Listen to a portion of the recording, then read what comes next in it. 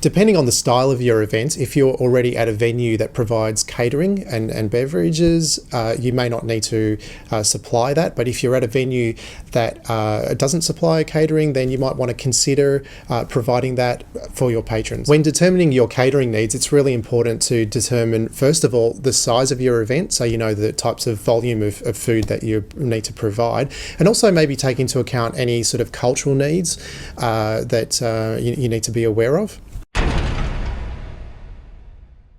Important things to remember when catering is whether you're going to make the food yourself or you're going to get a caterer to bring the food in for you. If you're going to do it yourself, you really need to make sure you're complying by occupational health and safety standards. If you're going to get a catering company to do it, you need to include this in your budget as well. You might choose to serve alcohol at your live music event. If you decide to, be aware that there are many obligations and risks involved as well. There's lots to consider and organise. It's not just as simple as checking IDs at the door. If you're planning to serve alcohol at your event, you need to ensure that the venue you use has an existing licence. If you decide to use a venue that doesn't have a licence, you need to see what's involved and make sure you go out and arrange the correct permits. If you serve alcohol without a licence, you could be shut down or fined. When excessive drinking takes place at an event or before an event, the goalposts are changed.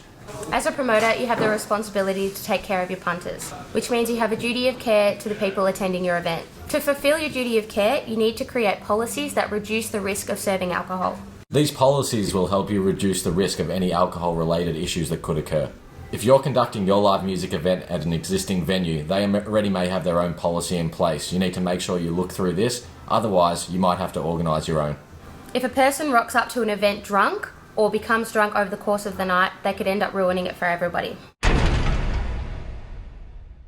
Some things that you can do to mitigate the risk of serving alcohol at your event include: You need to make sure that all staff that are working at the event are aware that alcohol is being served. Ensure all staff working at the event understand the alcohol policies and know how to implement them. Please ensure that all staff working at the event are trained in the responsible serving of alcohol. Ensure that you have hired enough security guards to monitor your expected audience size. Depending on the size of your event, you may want to also employ crowd controllers to assist with the security. You should conduct a meeting with all security so that they know how to deal with any intoxicated audience members. You should ensure well in advance that the police are notified about your live music event. And you should discuss with security when and how incidents will be escalated to the police. As you can see, when alcohol is being served at your event, it's very important that all staff and people associated with the event are aware of the implications of serving that alcohol.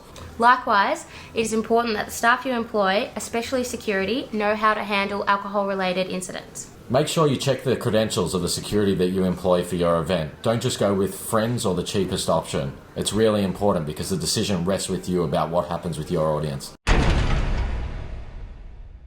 Here at Elusive, we run a variety of different types of concert and events. This also includes under 18 specific as well as all age functions and festivals. One of the more successful under 18 events that we run is called the Breakout Festival. In 2011, we ran this in both Melbourne and Sydney for almost 8,000 people.